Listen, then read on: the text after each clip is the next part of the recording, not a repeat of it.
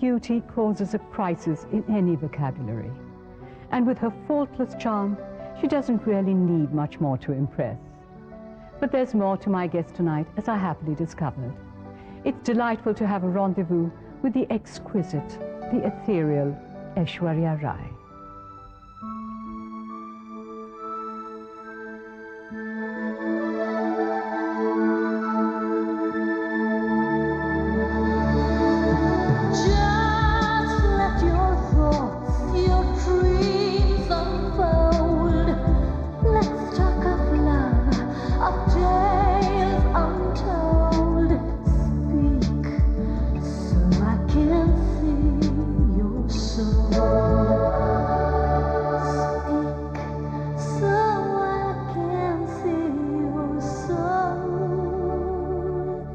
Ash, it's lovely in every way to have you here. Thank you so much for being my guest. More than a pleasure. Thank you too. Tell me, when did you first look in the mirror and say, hey, I'm gorgeous? Cornered me on that one. No, actually, probably after the title, it had me turning around and saying, did it have to be me? Oh, come on. Honestly, I've never really looked in the mirror and said, hey, I'm gorgeous. You know, most beautiful women in the world never appreciate a compliment on their looks. Almost any other compliment is valued, except that. So what compliments please you? About the person I am, I think always, because one tends to want people to see beyond the apparent, beyond the superficial. True. But beauty has obviously made your life easier. Tell me, has there been a downside because of it? It wouldn't be fair for me to say a downside, no. The vibes that life has given me because of God's gift and my parents' doing has been pretty good. I have had a good life. But the flip side, if I could put it lightly, would be people tend to think, I guess it's the age-old thing that if you have got what is visible, you don't have anything within. I mean, me having grey cells. So, and even when I got a first class the first year, it was like, you know, you were on the list of the first-class students. And isn't that a surprise? You know, and yeah, that was exactly my response. I didn't really say it out loud, but believe you me, if looks could kill at that point in time, I think I was sending out darts big time. Yeah. So that really isn't fair. That I know how men react to you, but how do women react? Not badly at all, at least on the front, never. I mean... There's no envy, hostility somewhere? I hear of it. You do? Well, that is, I think, more so. It goes with the job, with being part of the glam industry. I never encounter people by any gender manner. It's a very asexual kind of encounter when I meet people. So I've never really felt obvious negative vibes. You can't feel it from men, for sure. Well, nothing obvious on that front either. Oh, come on. Come on. Don't say you that. Tell me. I can't believe it. No, never really, never, I guess. I don't know. I guess you know, when a person is very beautiful, or very powerful, or very successful, the world sort of attributes arrogance to them, to people. You know, that elusivity is sort of resented. Do you feel that sometimes you have to consciously dispel this impression in people that, look, I'm not arrogant, don't think I'm arrogant? Not until I became a personality, a celebrity that got talked about or written about. Yeah, I did get acquainted with that phenomenon. When Miss World happened, you were suddenly thrust from relative anonymity onto that world stage. How did you deal with fame at such an early stage of your life? Yes, it was a kind of stardom of a completely different magnitude. But at the risk of sounding conceited, I was good at my studies as a student, you know, in school, and I enjoyed popularity or attention at an earlier phase in life. So one didn't get carried away, and one's perspective did not change with magazine covers, because one had already, I guess, by the grace of God, by my parents' blessings, learnt how to kind of enjoy it and yet not believe it, you know. You were studying to be an architect, weren't you? Right. And then this Miss World and the beauty pageants happened. Boom. Boom. And then the film offers came pouring in. The film offers were coming in before I even gave in my form for the Miss India contest. I had this thing about wanting to complete my studies. I know today it sounds a little silly, but I wanted to guarantee myself with a degree since I had enrolled myself in a professional course. Even if it meant 5 years, I said, let me complete my architecture and then decide. When you switched careers, how did you weigh that decision? What were the pros and cons? Well, the pros were that I was not really gambling because by the grace of God, like I said, I was being invited to join the industry even before. It seemed very secure. So the pros were plenty. The con was doing something that no one in my family has done. I'd be setting a precedent, I'd be setting a kind of example, which I'd have to be answerable to. The con was, I was an example also to a lot of impressionable minds out there today who'd be thinking, well, if she could do it with a title, just like chuck her studies and go on to pursue a world of glamour, they'd probably be telling their parents that too, you know. So I'd have to be answerable. And like I say, I mean, this is really basic me. I'd have to be answerable to my kids.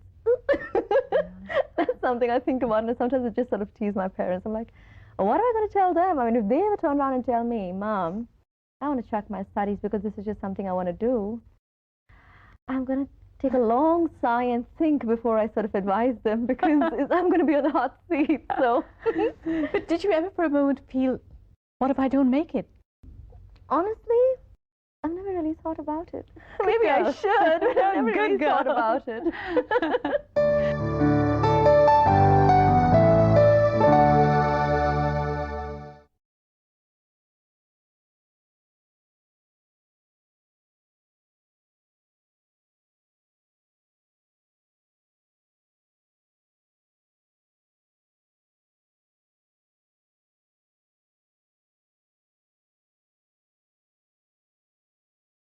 We are being someone else.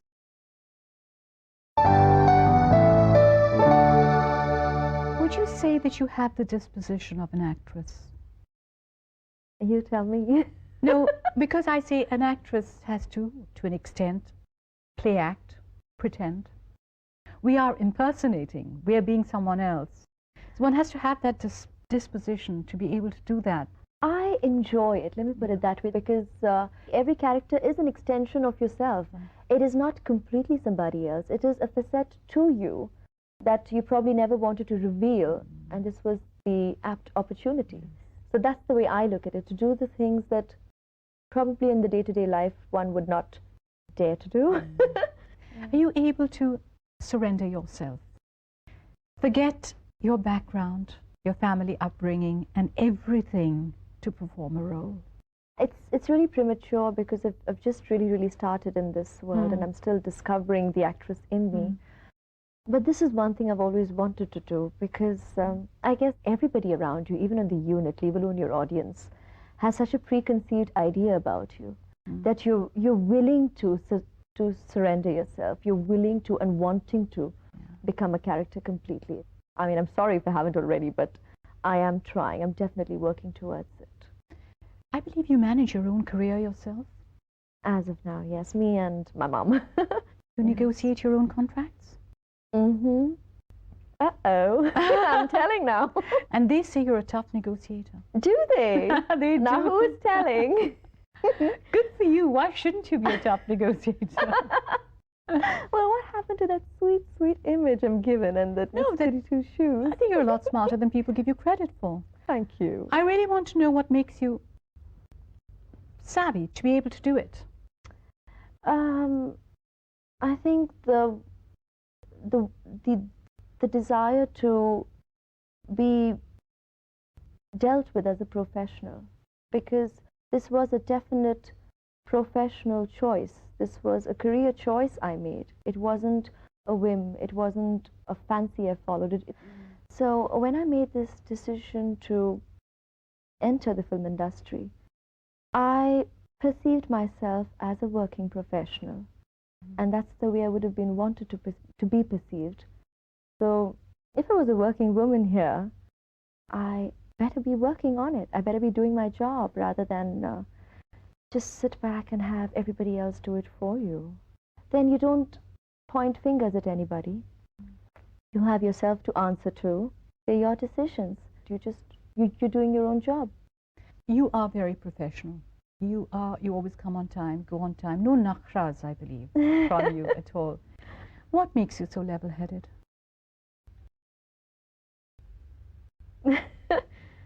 Thank you for the compliment, though. Thanks a ton. It feels good to hear it. I think I never forgot that my attitude here is very schoolgirlish.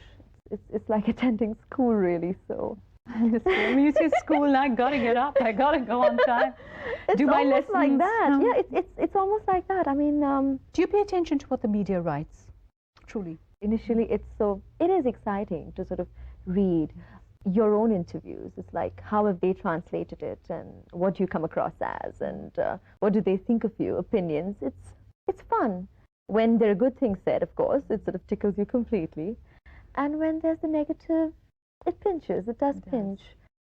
But in the recent times, I've just sort of phased out. I mean, it did get a little fictitious too, probably, and I am very sensitive. So there was a time that I needed to switch off. But today, the good, the bad, the ugly, I mean, at this point in time, I think I have a very Buddhist approach to it. It's a very middle path kind of approach. I don't get carried away with the praise, nor do I get shattered by the criticism. I take it healthily. What bugs you about this industry? Uh-oh. Here's the opportunity now for me to tell. I don't know if it holds true only for this industry, but it would probably be a more general statement when I'd say the crab mentality. You know, it's about all the crabs in the basket. And there's one out there who's climbing out, taking all the trouble, making the effort. And instead of encouraging and helping, whoop, you just go and pull that one down and say, stay with us, crawl with us, but you're not going nowhere. And that is a sad attitude to have. As yet, you haven't had the grand success you deserve.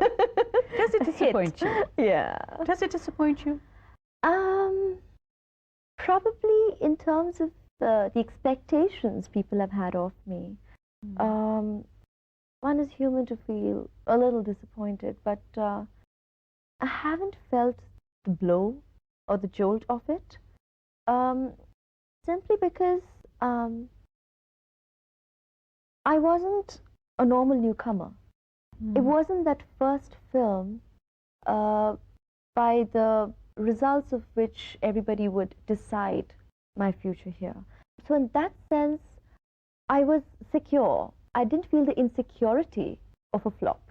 And that I have the industry to thank for, because it didn't change after that first year either. I was still being offered good roles. But yes, I guess the little child in me does wish that I could give that hit more to please everybody else, honestly.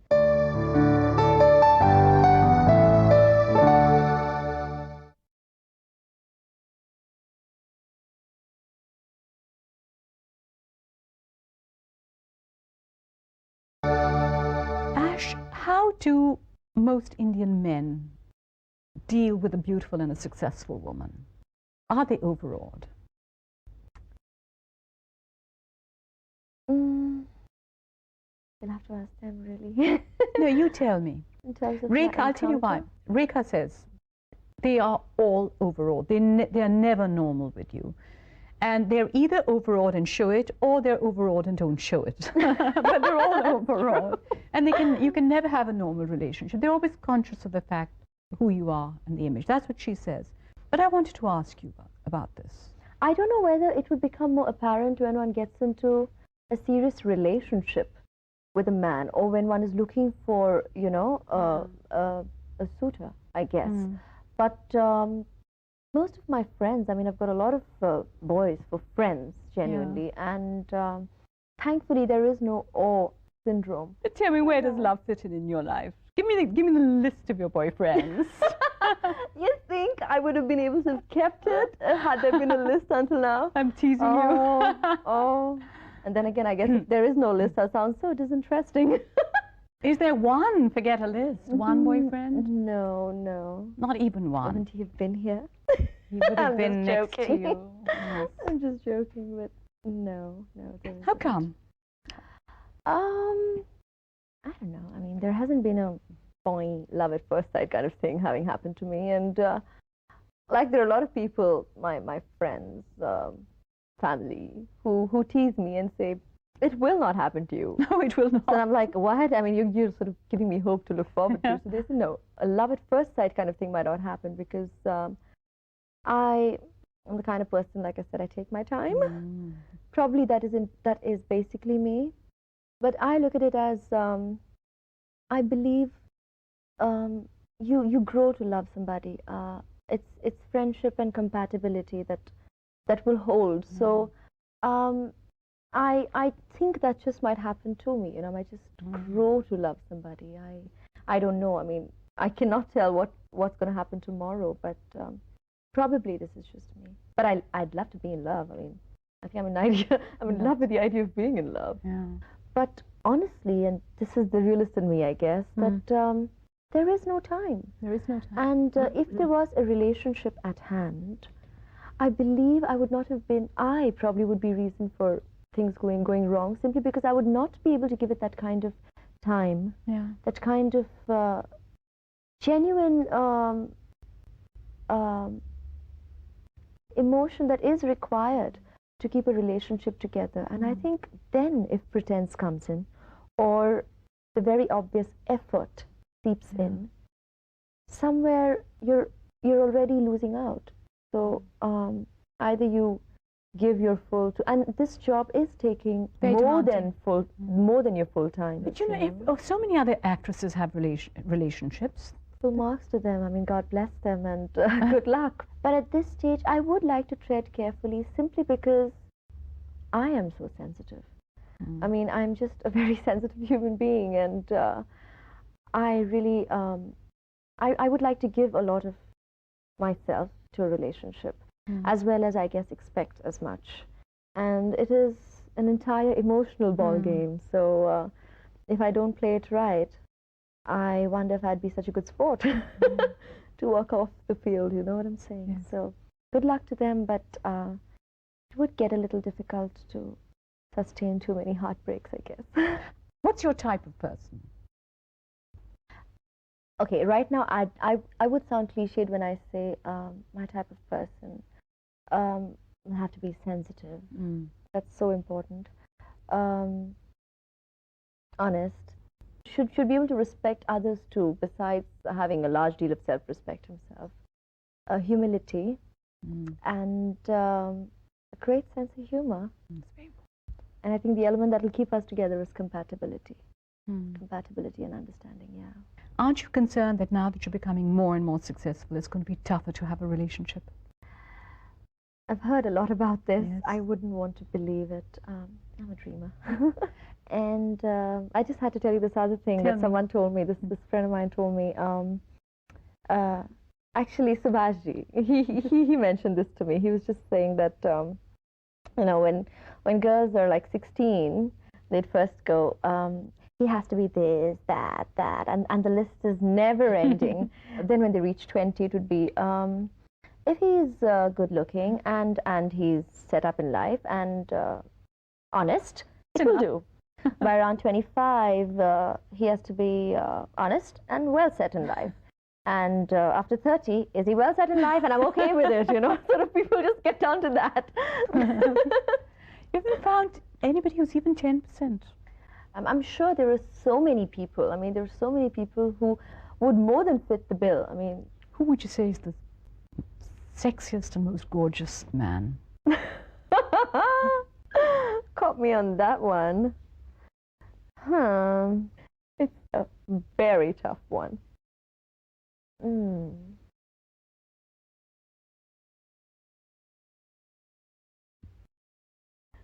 Could we substitute that with charming? Can we stick to sexy and gorgeous? Taking names is tough. All right, let's take someone who is obviously selected amongst the list of Indian men, right, internationally recently. Salman. Salman If Khan. you've got to talk about the obvious, the physical, I think he's got very perfect features. I think he's extremely good looking. Or from the modeling world, let's say someone who's I've seen photographed brilliantly recently is this boy called Inder. He is brilliant photographically. Of course, there was always Milind and Arjun, but recently I've seen this boy called Inder. He is very, very, very photogenic, very, very good. Could you marry an actor? I don't know, because I wouldn't want to say no vehemently. Because And then suddenly land up marrying one. not only that, but there could be someone out there turning around and saying, I'll not marry an actress. But they do. That's precisely why I would never turn around and say, no way, because it's just not fair. This is our job. This is a professional option we made. I don't think one should judge a person completely by the fact that one belongs to the glamour industry. And the kind of people who I do encounter today, whether they be actors or whatever walks of this profession, you can quite sort of gel with. You can sort of at least hold a conversation, more than just a conversation. So I really don't see any reason to be so completely judgmental. No. You seem so cool, so perfect, so unreal in a way. Is there a hidden fire underneath, Ash? Definitely. I think that's what really keeps me going, that fire, which is definitely burning bright. But this whole thing about cool, composed, I don't know. I don't know. This is always attributed to me. I was never so conscious of it until it was brought to my notice. What are the things you're passionate about? Life. Definitely about life and all that it has to offer. I'm completely passionate about it. There is that hidden fire underneath. I'm happy to hear this, you know. Ash, one honest confession. I